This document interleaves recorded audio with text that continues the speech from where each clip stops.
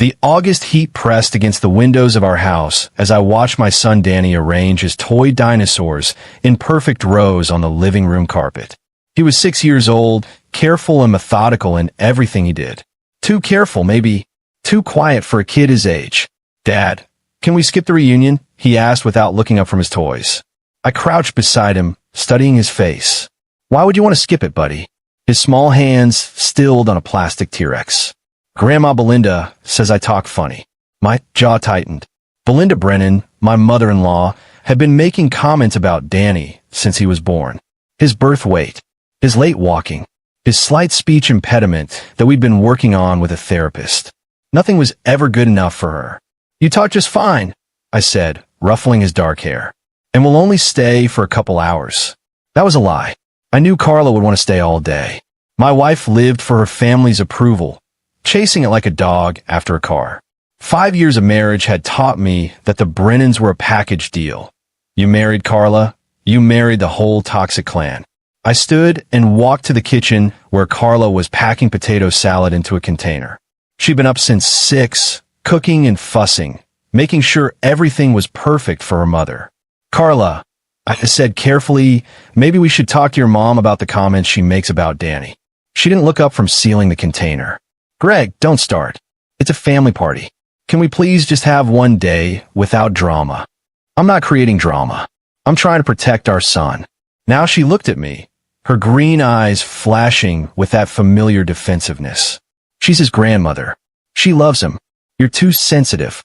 I'd heard those words so many times they'd lost meaning. "You're too sensitive.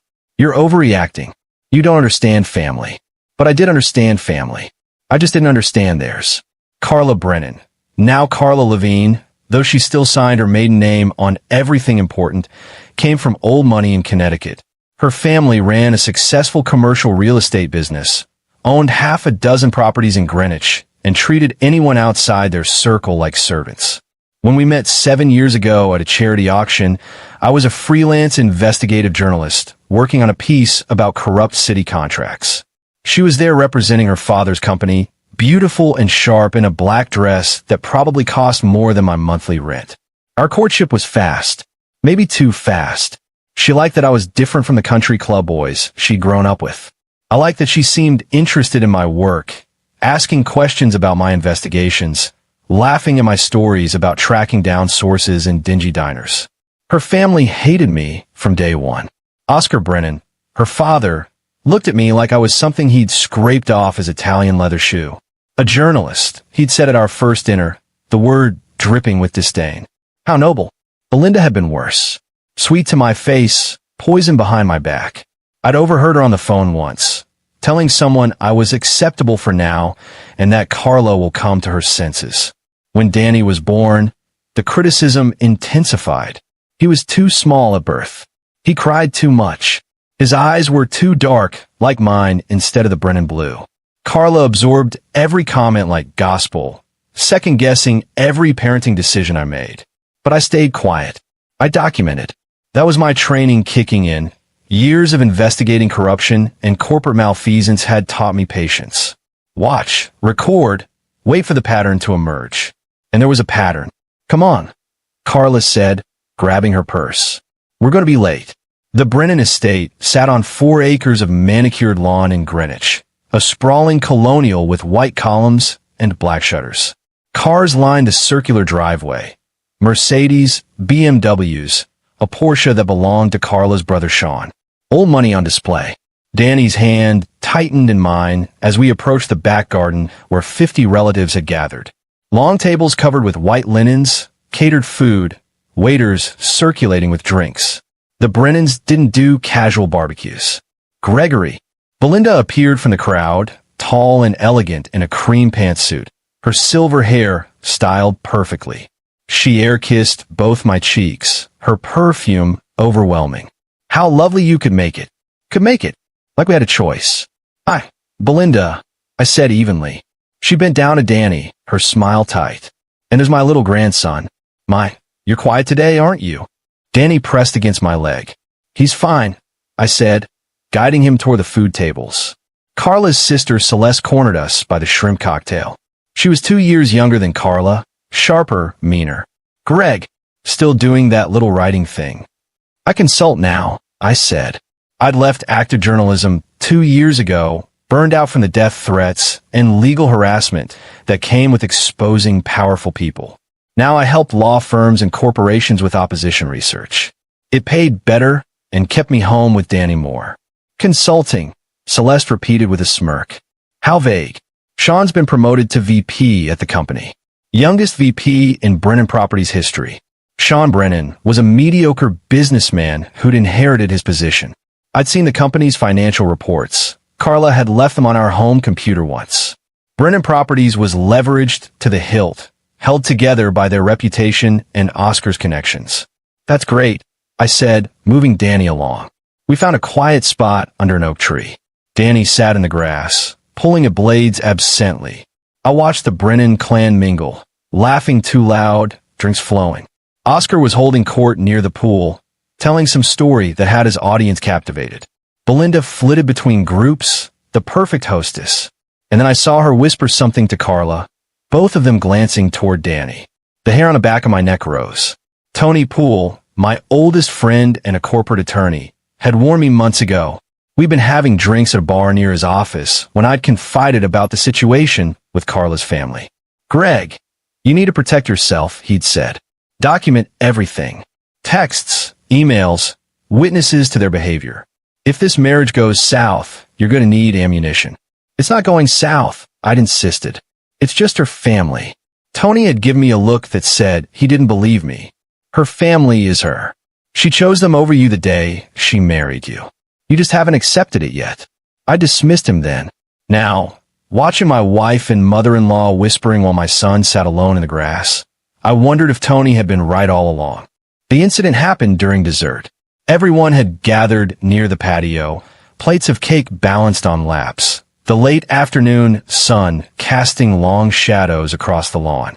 Danny was standing near the dessert table, trying to decide between chocolate and vanilla, when Belinda appeared behind him with a permanent marker in her hand. I was 20 feet away, talking to Oscar's business partner about nothing important, when I heard the gasp ripple through the crowd. I turned.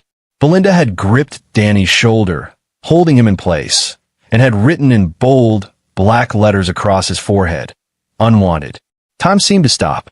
Danny stood frozen, his eyes wide and confused. He couldn't see what she'd written, but he could feel the weight of 50 pairs of eyes on him. Some relatives had their hands over their mouths. Others were smirking. A few were nodding, like this was somehow appropriate. So everyone knows what he is, Belinda announced loudly, stepping back to admire her work.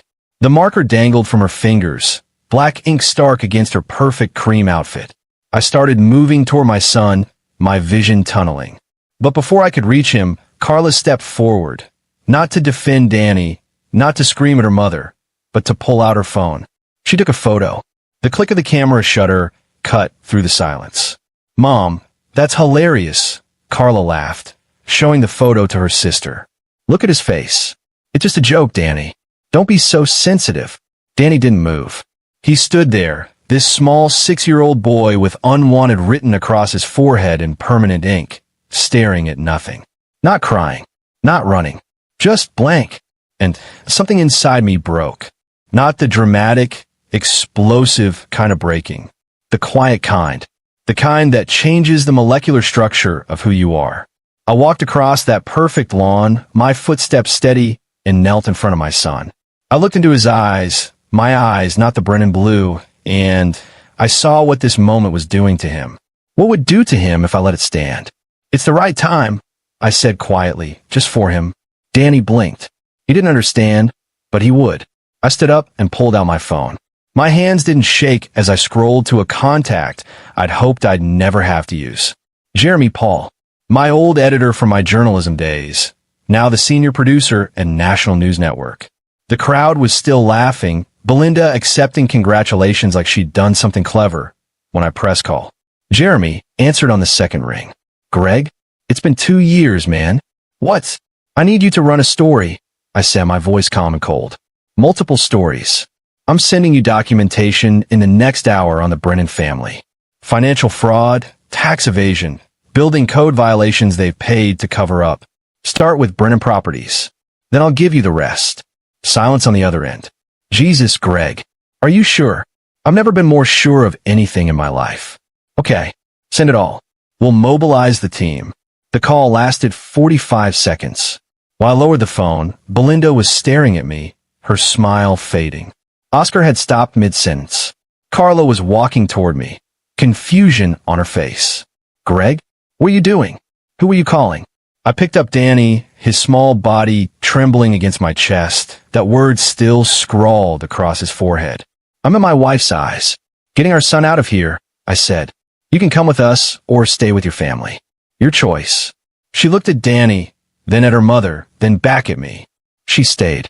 I walked through that crowd of 50 relatives, carrying my son, and not one person tried to stop me. They were still laughing, still treating it like a joke, completely unaware that the call I'd just made would unravel every carefully constructed lie the Brennan family had built over 3 generations. The fallout would last 3 years. But that night, as I sat in Danny's room scrubbing permanent marker off his forehead with rubbing alcohol while he finally cried, I only cared about one thing. I had chosen my son, and I would make them all pay for making him feel unwanted. The documentation I've been quietly collecting for 18 months filled 3 external hard drives and 17 cloud folders. Every suspicious conversation I'd overheard at family dinners. Every financial document Carla had carelessly left open on our shared computer. Every text message where Belinda had said something cruel about Danny that Carla had screenshotted and sent to her siblings with laughing emojis. I worked through the night while Danny slept fitfully in his bed, organizing files and creating a comprehensive narrative that Jeremy's investigation team could follow. By 4 a.m., I'd uploaded everything to a secure server and sent Jeremy the access codes. My phone buzzed at 6 a.m. Jeremy calling. This is bigger than you told me, he said, his voice tight with excitement. Greg, the building code violations alone could bring criminal charges. And the tax stuff? If the IRS sees this. Make sure they do, I said. Your wife is going to know this came from you. I know. This is scorched earth. You understand that. I looked at Danny's closed bedroom door. Completely. Carla came home at 8. Smelling like her mother's perfume and wine. She found me in the kitchen, drinking coffee, already showered and dressed for war. We need to talk, she said, her voice sharp. Yes, we do. She sat across from me at the kitchen table, her arms crossed. You humiliated me yesterday. Walking out like that, making a scene. Your mother wrote unwanted on our son's forehead with a permanent marker. I interrupted, my voice level. You took a photo and called it a joke. And you want to talk about humiliation? It was a joke, Greg. You're blowing this out of proportion like you always do. Where did you sleep last night? She blinked. I stayed at my parents'. I needed space. You left Danny the night after he was publicly humiliated by your family. He's fine. Kids are resilient. I leaned forward. He cried himself to sleep. For 3 hours. Do you even care? Of course I care. He's my son. Then act like it. She stood abruptly, her chair scraping against the floor. I'm done with this. I'm done with you always attacking my family. Maybe my mother had a point. Maybe you're not right for this family. Maybe you're right, I said quietly. Maybe I'm not. Her eyes widened slightly. She'd expected me to fight, to apologize, to back down like I had 100 times before. I filed for divorce. I continued. Tony is handling it. You'll be served papers by noon. I'm seeking full custody of Danny based on documented evidence of emotional abuse and neglect from you and your family. The color drained from her face. You can't be serious. I've never been more serious. You'll never get custody. My father has the best lawyers in Connecticut. Your father is about to be investigated by federal authorities for financial crimes spanning a decade. Your mother is about to be named in multiple building code violation complaints. And you, Carla, are about to be exposed as complicit in the emotional abuse of your own child. I have 17 months of documentation. Text messages where you mocked Danny to your siblings. Photos you took of him crying that you sent to your family with laughing emojis. Voicemails from your mother calling him defective that you never defended him against. She was shaking now. Where? How did you? I'm an investigative journalist. Carla, it's what I do. Or, did you forget that when you were leaving your computer unlocked and your phone on the counter? This is insane. You've lost your mind. Get out of my house. It's our house. Not according to the deed. I purchased this property 3 years ago in my name only. You signed a prenup, remember? One your father's lawyers drafted to protect the Brennan assets. It works both ways. I'd spent the last year quietly disentangling our finances, moving assets, preparing for this exact moment. Tony had helped me, setting up trusts and protections that even Oscar's expensive attorneys wouldn't see coming. Carla stood there, stunned, as the reality of her situation finally penetrated. You've been planning this. I've been protecting my son. There's a difference. She grabbed her purse and headed for the door, then turned back. You're going to regret this. My family will destroy you. No, I said, I'm going to destroy them. Tell your mother the first story runs tonight at 7. She'll want to watch. Jeremy's story aired on the national news that evening, a 12-minute investigative piece titled Connecticut Real Estate Empire Built on Fraud. The footage was devastating.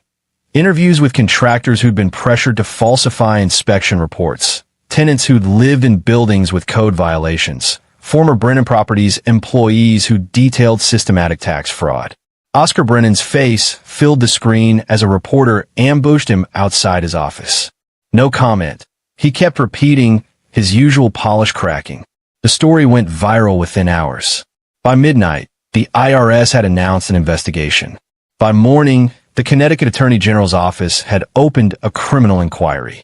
I watched it all from my living room, Danny asleep upstairs, unaware that his father had just detonated a bomb under his entire maternal family.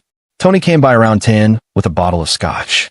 You really did it, he said, pouring us both generous glasses. The legal community is buzzing. Oscar's lawyers are scrambling. Good. Carla filed a countersuit this afternoon. She's claiming you're an unfit parent, that you've been neglecting Danny, that you're mentally unstable. I'd expected that. What's her evidence? None. It's desperation. But Greg, you need to be prepared. She's going to play the victim. Rich, beautiful woman abandoned by her unstable husband. Some people will buy it. Let them. I have the truth. Tony studied me over his glass. You've changed. The Greg I knew 2 years ago wouldn't have done this. The Greg from 2 years ago hadn't watched his son's soul break in front of 50 people while his mother took photos. We sat in silence for a moment. There's more coming, isn't there? Tony asked. Much more. The second wave hit 3 days later. A detailed expose on Belinda Brennan's charitable foundation, a tax shelter that funneled money to family members disguised as consulting fees. Jeremy's team had traced every transaction, interviewed employees who'd been forced to sign fake timesheets, documented the luxurious charity events that were really family vacations. Belinda's carefully cultivated image as a philanthropist crumbled overnight. The society pages that had once fawned over her now ran correction articles. Charity boards began quietly removing her name. Sean Brennan, the Golden Boy VP, was implicated in a kickback scheme with contractors. His promotion wasn't merit. It was payment for helping hide the family's fraud. He resigned within 48 hours of the story breaking. Celeste, who'd always been so smug about the family name, was revealed to be living on a trust fund built on stolen money. Her social circle evaporated like morning mist. But I wasn't done. I'd saved the worst for Carla. The custody battle began in earnest 3 weeks after I'd filed for divorce. Carla showed up to the first hearing in a demure dress, her hair pulled back, playing the role of concerned mother. Her lawyers painted me as unstable, vindictive, using my son as a weapon against his mother's family. I let them talk. Then Tony presented our evidence. Text messages where Carla had called Danny exhausting and a mistake. Photos she'd shared in the family group chat mocking his speech therapy. A video, one I'd secretly recorded, of her telling her mother that she'd only agreed to have a baby to keep Greg happy and that she regretted it sometimes. The judge's expression darkened with each piece of evidence. But the final blow was the recording from the family reunion itself. I've been wearing a small audio recorder, a habit from my journalism days. The judge listened to the entire incident, Belinda's cruel words, the crowd's laughter, Carla's voice calling it hilarious. And then Danny's quiet sob that only I had been close enough to hear. The courtroom was silent when the recording ended. Mrs. Levine, the judge said, her voice like ice, "Do you have anything to say for yourself?" Carla's lawyers whispered urgently to her. She looked at me, her eyes filled with something between hatred and disbelief, then back at the judge. "It was taken out of context," she managed. "Context," the judge repeated. "I see. I'm granting Mr. Levine temporary full custody, pending a full psychological evaluation of both parents. Mrs. Levine, you will be allowed supervised visitation only. This hearing is adjourned." Carla's scream of protest followed me out of the courtroom. The dominoes continued to fall throughout the summer. Oscar was indicted on 14 counts of fraud. Belinda faced criminal charges for her foundation scam. Sean was sued by his former company. Celeste's husband filed for divorce, not wanting to be associated with the Brennan name anymore. But the real punishment was social. The Greenwich community that had once celebrated the Brennans now shunned them. Country club memberships were revoked. Charity boards removed their names. Friends stopped returning calls. I watched it all unfold with the cold satisfaction of someone who'd spent years being made to feel inadequate, finally proving that he'd been the only decent person in the room all along. Danny started to heal. We found a new therapist, Dr. Sarah Chun, who specialized in childhood trauma. Slowly, my son began to smile again. His speech improved. He started playing with other kids at the park instead of sitting alone. "He's resilient," Dr. Chun told me during one of our private sessions. "But he'll remember this. Make sure he remembers that you protected him." That's all I ever wanted to do. Carla's supervised visits were awkward, tense affairs. She'd show up with expensive toys, trying to buy his affection, but Danny would barely look at her. The betrayal was too fresh, too deep. "Why didn't you help me, Mom?" he asked her during one visit, his voice small and devastating.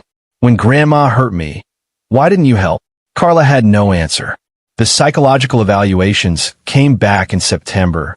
Dr. Marcus Rivera, the court-appointed psychologist, spent 3 weeks interviewing both Carla and me, observing our interactions with Danny, reviewing the case history.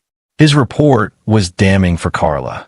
Mrs. Levine displays a pattern of prioritizing familial loyalty over her child's well-being. She demonstrates limited insight into the emotional damage caused by her actions and those of her extended family. Her parenting decisions appear to be heavily influenced by her mother, showing a lack of independent judgment necessary for healthy child rearing.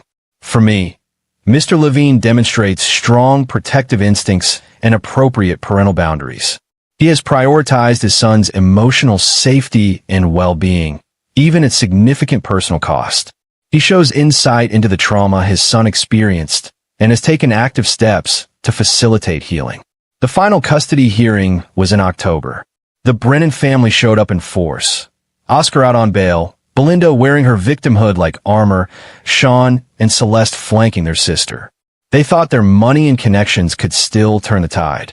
They were wrong. Judge Martha Reynolds read through the evaluations, the evidence, the testimony of Danny's therapist. Then she looked at Carla with something close to pity. "Mrs. Levine, I'm granting Mr. Levine full legal and physical custody of Daniel Levine. You will be allowed visitation, supervised for the first 6 months, then unsupervised, pending successful completion of a parenting course and family therapy. Additionally, I'm issuing a restraining order preventing Belinda Brennan from any contact with a minor child." Belinda lurched to her feet. "You can't do that. He's my grandson." "Mrs. Brennan, I can and I have.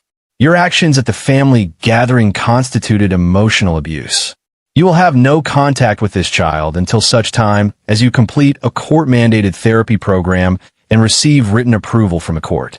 If you violate this order, you will be held in contempt." Belinda's face twisted with rage, but Oscar pulled her back into her seat. The judge continued, "Furthermore, Mr. Levine's legal fees will be paid by Mrs. Levine as part of the divorce settlement. This case represents a clear pattern of one parent protecting a child while the other enabled abuse. The court will not reward such behavior." Carla was crying now, mascara running down her perfectly made-up face. But there was anger there too, directed at me. As if I was the villain in this story. As if I'd done something wrong by protecting our son. I felt nothing looking at her. The woman I'd married was gone, or maybe she'd never existed. Maybe I'd been in love with a carefully constructed image, the version of Carla that existed only when her family wasn't watching. Tony clapped me on the shoulder as we left the courtroom. "It's over, Greg. You won." "No," I said, looking back at the Brennan family huddled together like survivors of a shipwreck. "They lost. There's a difference." The divorce was finalized in November. Carla got a small settlement, much less than her father's lawyers had hoped for, and I got Danny. The house stayed mine. The car stayed mine. The life we built stayed mine. Because I'd built it. Not us. Me. The Brennan Properties empire collapsed under the weight of investigations and lawsuits. Oscar took a plea deal, 5 years in federal prison for fraud. Belinda's foundation was dissolved, and she was sentenced to 2 years house arrest and 5 years probation. Sean lost his career in real estate. Celeste moved to California, trying to escape the name. And Carla? She moved back in with what was left of her family. A 34-year-old woman living in her childhood bedroom, visiting her son twice a week under the watchful eye of a court-appointed supervisor. But my revenge went deeper than their financial and legal troubles. I'd expose them to the one thing their money couldn't protect them from, the truth. Jeremy's reporting had won awards. The story of the Brennan family corruption became a cautionary tale taught in journalism schools. Their name became synonymous with entitled fraud. But I had one final card to play. The anonymous website appeared online in January, 3 years after the initial incident. Someone, not me, officially, had created a comprehensive archive of the Brennan family's misdeeds. Court documents, interview transcripts, financial records, all meticulously organized and searchable. But the homepage featured only one thing. The photo Carla had taken at the family reunion. Danny's face, unwanted written across his forehead, standing alone while 50 relatives watched and laughed. Below it, a single caption. This is what the Brennan family considered a joke. The website went viral. It was shared millions of times. News outlets picked it up. Influencers discussed it. The photo became a symbol of toxic family dynamics, of cruelty disguised as humor, of the moment when someone finally said enough. Carla called me, hysterical. "How could you? That's our son. You said you wanted to protect him, and you put his face all over the internet." "I didn't create the website," I said calmly. "But I'm not sorry it exists. The world deserves to know what you and your family are really like. You're a monster." "No, Carla. I'm a father. There's a difference." I hung up. The truth was, I hadn't created the website, but I'd given all the materials to Jeremy, who'd given them to a tech-savvy colleague, who'd given them to an anonymous source. Plausible deniability. A journalist's trick. The website stayed up. The Brennan name was permanently tainted. Every time someone Googled them, that photo appeared.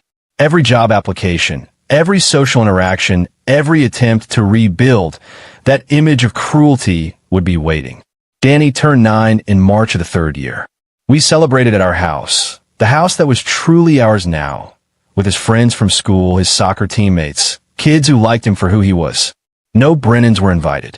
Carla came for her scheduled visit the next day, bringing an expensive remote control car that Danny thanked her for politely, but showed no real interest in.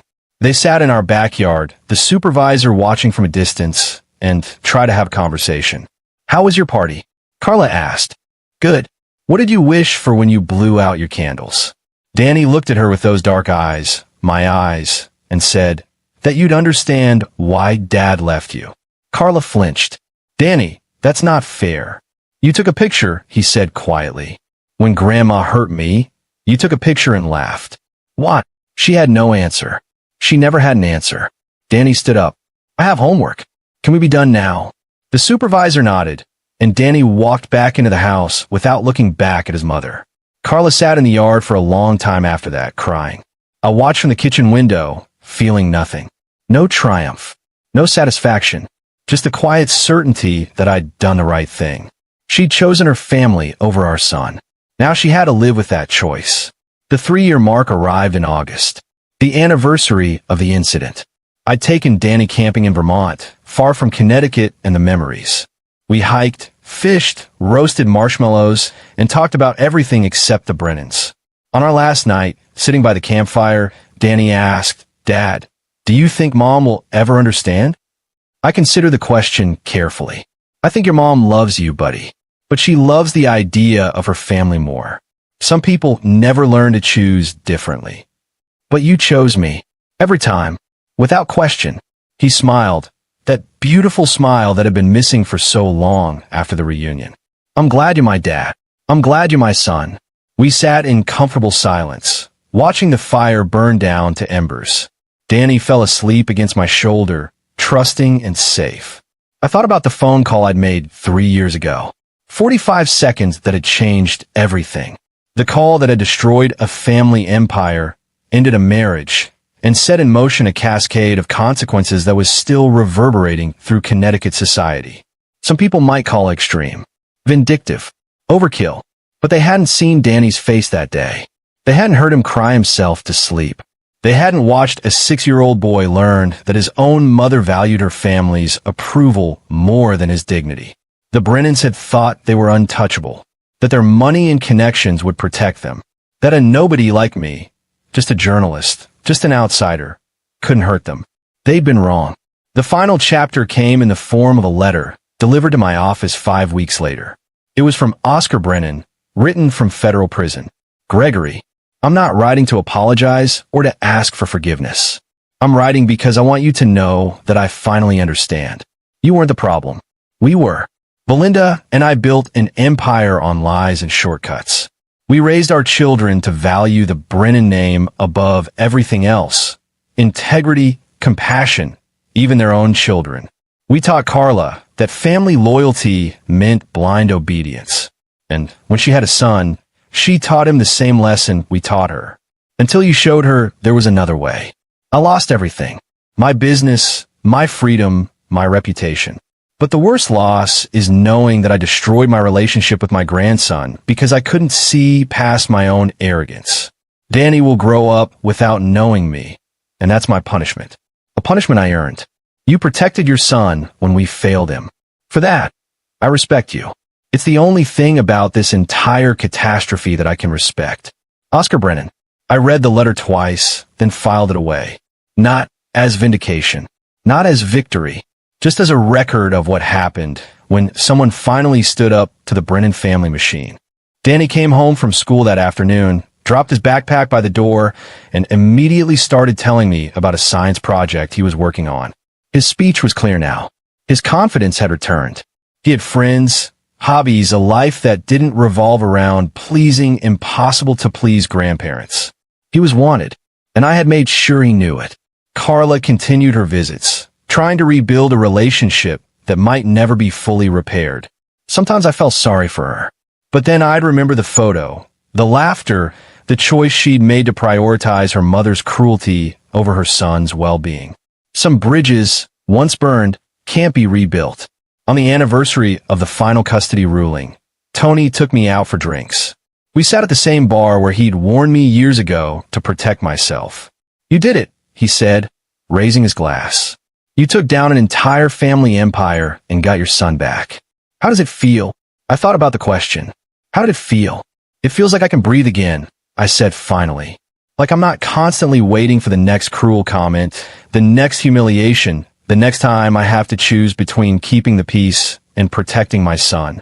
You know, they're calling you ruthless in the legal community. The journalist who destroyed the Brennans. Let them call me whatever they want. I call myself a father. Tony smiled. To being a father, then? We clinked glasses. The fallout had lasted 3 years, just like I'd known it would.